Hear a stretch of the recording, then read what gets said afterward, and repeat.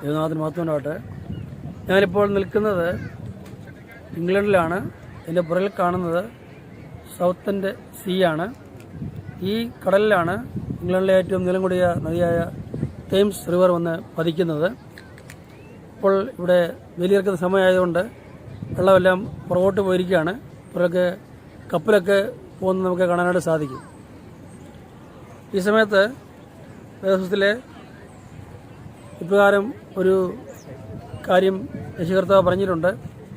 യേശു കർത്താവ് ഗലീലക്കടലിൻ്റെ കരയ്ക്ക് നിൽക്കുമ്പോൾ രാത്രി മുഴുവൻ അധ്വാനിച്ചിട്ടും ഒരു മീനും കിട്ടാതെ ദുഃഖിതനായിരുന്ന ഒരു പത്രോസിനെ കാണുകയുണ്ടായി. അപ്പോൾ രാത്രി മുഴുവൻ അധ്വാനിച്ചിട്ടൊന്നും കിട്ടിയെന്ന് പറഞ്ഞപ്പോൾ യേശു കർത്താവ് പറഞ്ഞു, ആഴത്തിലേക്ക് നീക്കി വല വീശ്, അപ്പോൾ നിനക്ക് പെരുത്ത മീൻകൂട്ടം കിട്ടുമെന്ന് പറയുകയുണ്ടായി. അപ്രകാരം പത്രോസ് അത് ചെയ്തപ്പോൾ എനിക്ക് പെരുത്ത മീൻകൂട്ടം ലഭിക്കാനും ഇടയായിത്തീർന്നു. ഇതുപോലെ തന്നെ യേശു കർത്താവ് ഒരിക്കൽ പറയുകയുണ്ടായി, അധ്വാനിക്കുന്നവരും ഭാരം ചെക്കുന്നവരും എല്ലാവരും നിങ്ങളാരും എൻ്റെ അടുക്ക് വരും, ഞാൻ നിങ്ങളെ ആശ്വസിപ്പിക്കാം. നമ്മൾ അപ്രകാരം യേശു കർത്താവിൻ്റെ അടുത്തേക്ക് ആഴത്തിലേക്ക് കടന്നു ചെന്ന് പ്രാർത്ഥിക്കുമ്പോൾ നമ്മുടെ ഏത് വിഷയങ്ങൾക്കും യേശു കർത്താവ് തീർച്ചയായിട്ടും പരിഹാരം തരും എന്നാണ് അതിൻ്റെ അർത്ഥം. ഈ സമയത്ത് വേദപുസ്തകത്തിലെ മത്തായി സുവിശേഷം 11-ാം അധ്യായത്തിൽ യേശു കർത്താവ് സ്വർഗ്ഗരാജ്യത്തേക്ക് പറഞ്ഞായ ഒരു ഉപമ നമുക്ക് കാണാൻ സാധിക്കും. അവിടെ കർത്താവ് പറയുന്നത് സ്വർഗ്ഗരാജ്യം എല്ലാ വക മീനും പിടിക്കുന്നതായ കടലിൽ വീശുന്നതായ ഒരു വലയോട് സദൃശം എന്നാണ് പറഞ്ഞിരിക്കുന്നത്. അവിടെ ആ വല കടലിലേക്ക് വീശി കഴിയുമ്പോൾ എല്ലാ വക മീനും വന്ന് ആ വല നിറയും.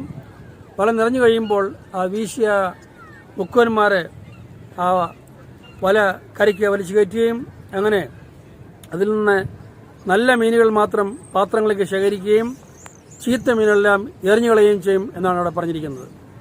യേശു പിന്നെയും പറയുന്നത് ഇതുപോലെ തന്നെ ലോകാവസാനത്തിൽ സംഭവിക്കും. ദൂതന്മാർ കടന്നു വന്ന് ഈ ലോകത്തിലെ സകല ദുഷ്ടന്മാരെയും നീതിമാന്മാരുടെ ഇടയിൽ നിന്ന് വേർതിരിച്ച് തീച്ചുളയിലേക്ക് എറിഞ്ഞുകളയും എന്നാണ് അവിടെ പറഞ്ഞിരിക്കുന്നത്. എന്നെ കേൾക്കുന്ന പ്രിയപ്പെട്ടവരെ, നമ്മുടെ ജീവിതത്തിൽ അപ്രകാരം നമ്മൾ നീതിമാന്മാരായിട്ട് ജീവിച്ചെങ്കിൽ മാത്രമേ നമ്മളെ യേശു കർത്താവ് ആ ലോകാവസാനത്തിങ്കിൽ തീച്ചുളയിലേക്ക് എറിഞ്ഞു കളയാതിരിക്കുകയുള്ളൂ. ആ തീച്ചുളയിൽ കരച്ചിലും പല്ലുകടിയും ഉണ്ടാകുമെന്നാണ് അവിടെ യേശു കർത്താവിനെ പ്രവചിച്ച് പറഞ്ഞിരിക്കുന്നത്. അപ്പം നമ്മുടെ ജീവിതത്തിൽ അപ്രകാരം നീതിമാന്മാരായിട്ട് ജീവിക്കുന്നുണ്ടെങ്കിൽ യേശു കർത്താവ് പറഞ്ഞിരിക്കുന്ന വ്യവസ്ഥ യേശു കർത്താവിനെ നമ്മൾ രക്ഷിതാവും കർത്താവുമായിട്ട് സ്വീകരിക്കണം എന്നാണ്. അതുമാത്രമല്ല യേശു കർത്താവിൻ്റെ കൽപ്പനയായ വിശ്വാസാനം സ്വീകരിക്കുന്നതാണ് പറഞ്ഞിരിക്കുന്നത്.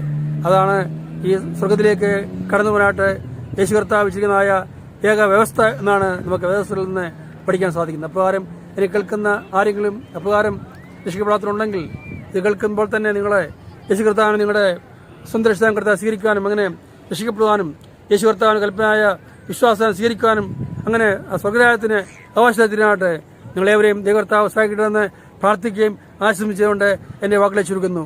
സ്തോത്രം.